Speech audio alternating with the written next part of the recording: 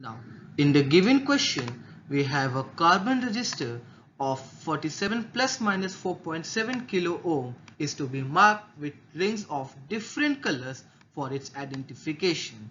Now, the color code sequence will be, as we know, for the value of 4, the color code is yellow,